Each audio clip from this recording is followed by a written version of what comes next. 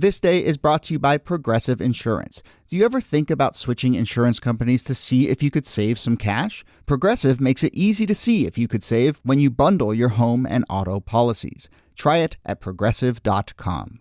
Progressive Casualty Insurance Company and affiliates. Potential savings will vary. Not available in all states. I want to take a moment to tell you about a podcast from the Shalom Hartman Institute called Identity Crisis. This podcast is creating better conversations about the essential issues facing Jewish life. It's hosted by Yehuda Kurtzer, president of the Shalom Hartman Institute, who sits down with a wide range of guests, politicians, authors, writers, and more to discuss current events, Jewish values, and the big questions facing Jewish life. This podcast has a genuine curiosity and humility about the critical and complex issues, everything from what it means to be a Jewish leader during this divisive moment to the experience of being a Palestinian in Israel today. You will find Identity Crisis enriching and enlivening. Check it out, Identity/Crisis with Yehuda Kurtzer, wherever you get your podcasts.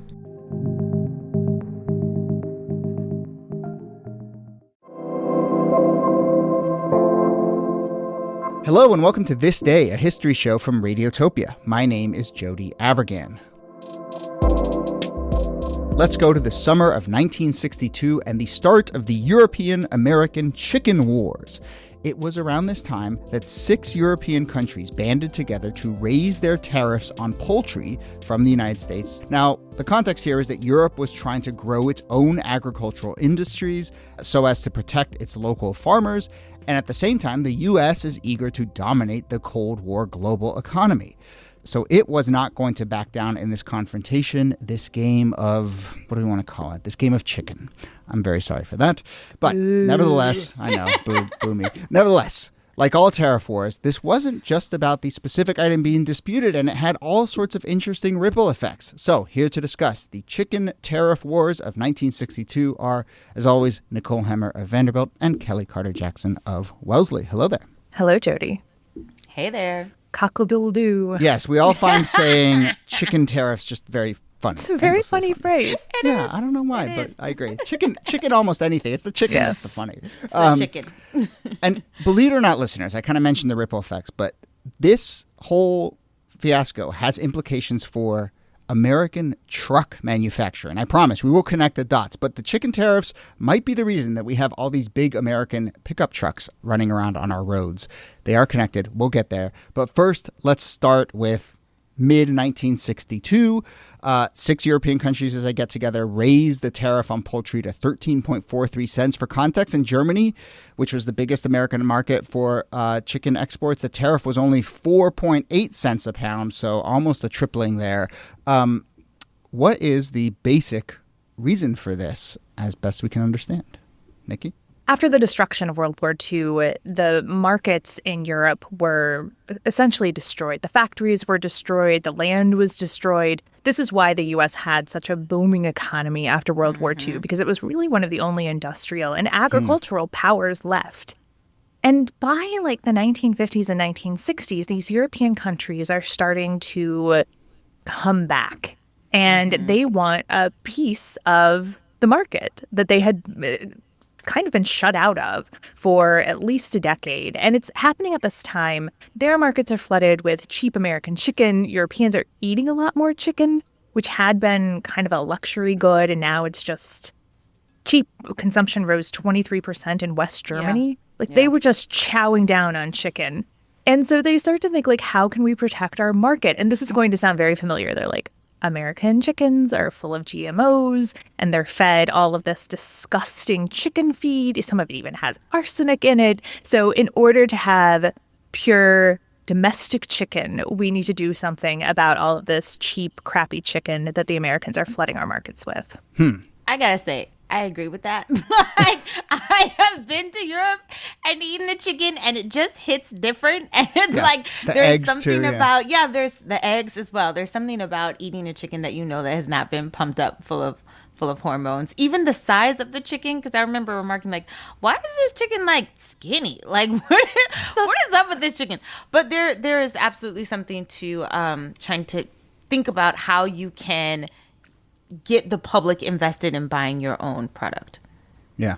But I just think this context of like the decimation of World War II is so interesting because it's like, what is the sort of fastest, most efficient, maybe not most thoughtful way to quickly ramp up the economy again? It's like cheap goods flooding in. It's at the same exact time that kind of like the American agriculture industry is industrializing. And so it's just this really interesting dynamic where like Europe is not going to rebuild its kind of slow food systems.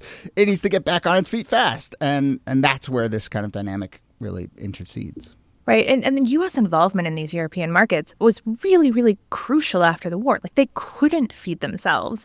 But then it comes to the point where like they're back on their feet and Americans are like, but we actually really like making money here. Yeah. And so it becomes a bit of a showdown. There wasn't a chicken clause in the Marshall Plan. No, that's right. You could tell. No. We should go look in though and see. I'm sure there were sort of agricultural implications for sure. Yeah. All right, so I laid out kind of what European countries do. There was no EU at the time, but it is interesting the 6 European countries band together. It starts with France, and then West Germany gets on board. They impose these tariffs, and kind of within like a year, they have a pretty huge effect, right, Kellie? Yeah, I mean, goodness, by August of 1962, U.S. exporters lose about 25% of their chicken sales. That's not nothing. That equates to like $26 to $28 million. So the chicken industry is taking a hit, and it's becoming one of like the top political agendas for the Kennedy administration, because it's like, okay, what are we going to do about Cuba? What are we going to do about Berlin and Laos and chickens? What are we going to do about chickens? It's so funny because when we teach the early 60s, we're not focused on the chickens. No, it seems like that's chicken missile crisis. It's not a circle on the timeline, historical timeline of meaningful moments. Yeah. But yeah, there are quotes from people being like, these are the top issues: Cuba, Berlin, chickens. One of the amazing tidbits is that William Fulbright, senator at the time, chairman of the Foreign Relations Committee, also from Arkansas, so very invested in chickens. But apparently there's a NATO debate on nuclear armament in Geneva, and he stops it to lodge a formal complaint about the chicken sanctions on the U.S. So yeah, this is in the mix for sure. I'm sorry, but priorities, man. I know. Well, I know. If you're a senator from Arkansas, what are your constituents worried about? They're probably not going to nuke little or rockets chicken tariffs. Exactly. So there you go. All politics is local. Okay, so this becomes a huge issue. Obviously, Kennedy administration ends. Kennedy's assassinated. LBJ takes office and does what often happens when you are faced with tariffs: retaliate. So there are 25% tariffs that LBJ takes on. He starts a trade war, a tariff war, but you can't go chicken for chicken on this, right? Because we're not bringing in as many chickens as the Europeans are from us. So you have to find other goods to impose tariffs on and retaliate on. And that's, we are seeing this dynamic play out here, but it's kind of this game of whack-a-mole, and all of a sudden there's all these sort of like crazy ripple effects.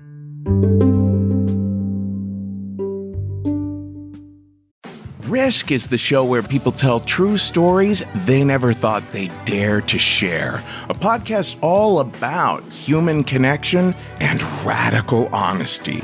All through June for Pride Month, Risk will be featuring the stories of LGBTQ folks from all walks of life. You'll laugh, cry, and maybe even end up feeling a little bit better. Go get Risk on the Odyssey app or wherever you get your podcasts. I want to take a moment to tell you about Quince, your solution to stylish summer clothes. Now, I am recording this very spot on what I would say is the first true summer day here where I live. It is hot. It is sunny. I'm not going to lie. It's a little sticky even down here in my office. It is all those things, but it can still also be stylish. To me, peak summer is the time to go back to those reliable, high-quality staples in your wardrobe. Obviously, there's linen. And lucky for you, Quince has a ton of great linen clothing, from button-downs to pants to shorts. I have fully flipped the switch to linen, sometimes all linen. I am wearing my 100% European linen drawstring beach pants right now. They go great with sandals, but I can also dress them up a little bit if I want to throw on a button-down or even a light jacket.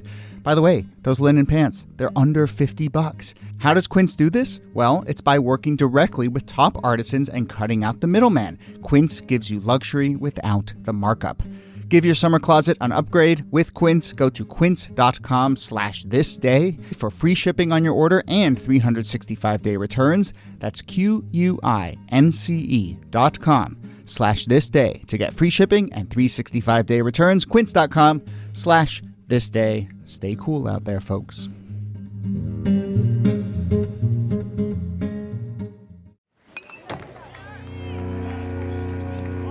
Some stories are etched in baseball's history. But what if we've been telling them all wrong? How did a Hollywood producer find his father while casting Field of Dreams? And how did a simple game of catch, played for 1,000 days straight, lead to a cultural phenomenon? If you love baseball, but love the stories behind it even more, check out Midnight Library of Baseball. So what does tariff retaliation for the chicken wars look like in 1963 now? So LBJ focuses in on, as LBJ is wont to do, something that will be politically useful to him, and also that will be politically useful to him. And so he looks at the auto industry. Obviously, unions are a huge part of the Democratic base at this time. The UAW is talking about going on strike right before the 1964 election, which wouldn't be great for Lyndon Johnson. So he comes up with an auto tariff, which is something that car manufacturers in the U.S. had been wanting because the European auto market was starting to heat up as well. And so LBJ, he doesn't do all automobiles. He does automobiles that could be used for the transport of goods, so basically trucks. And that's how you end up getting truck tariffs put on Europe and the emergence of this kind of protectionist truck market in the U.S. Because now that Europeans can't sell cheap trucks to the U.S. automakers can make bigger and more expensive trucks with higher profit margins. And so it creates this incentive to start putting all of your innovation behind trucks if you're a U.S. automaker because you make more money off of them. And listen, you are not taking your chickens to market in a small little Prius or something of that. Or a Volkswagen Bug, right? Yeah. But when people think of the foreign car coming to the United States, they probably think of the early 60s and the Volkswagen Bug. And that's the kind of thing that is sort of creating some real competition. And instead of maybe going right at that, they go at the trucks. But it creates this incredible knockoff effect where now, and it's still to this day, there's a 25% tariff on foreign trucks. And it just means that American manufacturers are incentivized to make more trucks, focus more on trucks, and also it's so funny. I was thinking about this as almost Darwinian.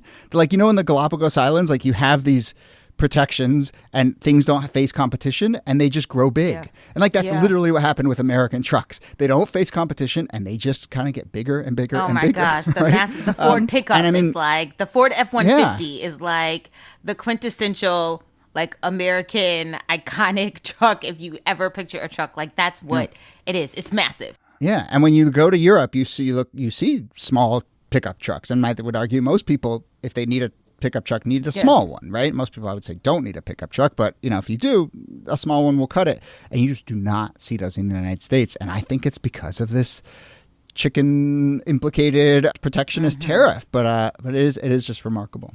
And it's so funny because this is still sometimes referred to as the chicken tariff. But there was a negotiation worked out through Johnson and the Europeans to eventually do away with the chicken tariff. They negotiated so that they could roll it back. But even as they do, the truck tariff stays in place. Right. And so you get that, what you're talking about, Jody, you get into the 2000s. When I was growing up, my dad had one of those pickup trucks that was like a normal pickup truck. It was kind of the size of a sedan. Yeah. And you look at them now, and they're like on steroids, train engines. They're enormous. Yeah. And it's so wild that a chicken flaps its wings in Berlin in 1963, and you end up with monster trucks on U.S. streets in 2025. Well, if you've also ever traveled abroad and looked at the pickup trucks in Asia or in Latin America, it's these trucks, they almost look like toys. They're so, they have the flatbed and all of that, but it's so much smaller. Yeah. There are other implications for the automotive industry and especially these tariffs, and we won't get too far into the weeds, but manufacturers start to do these other weird things to try and get around the tariffs because it's the tariffs are targeted on trucks specifically. So they'll foreign manufacturers will build trucks in parts overseas and then ship like the chassis of the truck and the like body of the truck separately and then assemble it in the U.S. and somehow that skirts the tariff. There's some reporting that like manufacturers will add an extra row of seats to their truck so that it qualifies as a passenger van, not a truck, and then maybe remove it before they sell. Anyway, the point is here, I probably butchered a lot of that. All of you automotive industry experts out there, can you tell me about the loopholes? But the point is, you impose a tariff in one place and the ripple effects and the loopholes and the implications for generations are sometimes not to be seen. And, it really adds an interesting lens to what we're seeing now, which is you can look at the tariffs that Trump is trying to impose on their own merits and be like, this doesn't feel like an effective strategy for the global economy right now. But there's no way of knowing what the kind of second order, third order, fifth order effects of all this are going to be domino effect, decades down the line. Yeah, I think that's such a good reminder because you think about, we've talked about the way that all of these government cuts are going to have ramifications that last for generations. But the tariffs too, which I think sometimes we think of in part because Trump keeps changing his mind on them as these very like ephemeral kinds of things that they really can have. They can restructure like much of the way that the U.S. looks, 50, 60 years down the line. Yeah. And to be I don't know if to be fair is the right phrase, but, to put it in context, it doesn't feel like the 1962 tariff war was very like well thought out and strategic either. No. I mean, it just kind of get the feeling that tariffs are this like retaliatory, almost like semi-emotional thing by nature, and they're full of uncertainty and they're full of like threats that only last for a certain amount of time, which then have ripple effects on companies being able to plan and so forth. As you said, the chicken tax goes away pretty quick, but this other one lasts and really does reshape the automotive industry. The automotive industry is so lucrative with the selling of trucks. I mean, much more than chicken. It's not really apples to apples when you think about the cost alone. And so I think that too is another factor in terms of its staying power, its ability to generate so much wealth for the automotive industry. Yeah. We do need to figure out the chicken to Ford F-150 exchange rate. Yes. Well, I think the connection is if you've looked around in this country and said, my God, trucks are huge and chickens are huge. What's going on here? They might have the same origin. Might be extremely problematic. We should all have small cars and small chickens. That's right. All right. Well, this is a really fascinating episode. Everyone gets to say the phrase one more time. Chicken tariff. Go ahead. Chicken tariff. Chicken tariff. Yeah, it's fun. All right. That brings us to the end of the episode. Nicole Hemmer, thanks to you as always. Thank you, Jody. And Kellie Carter-Jackson, thanks to you. My pleasure.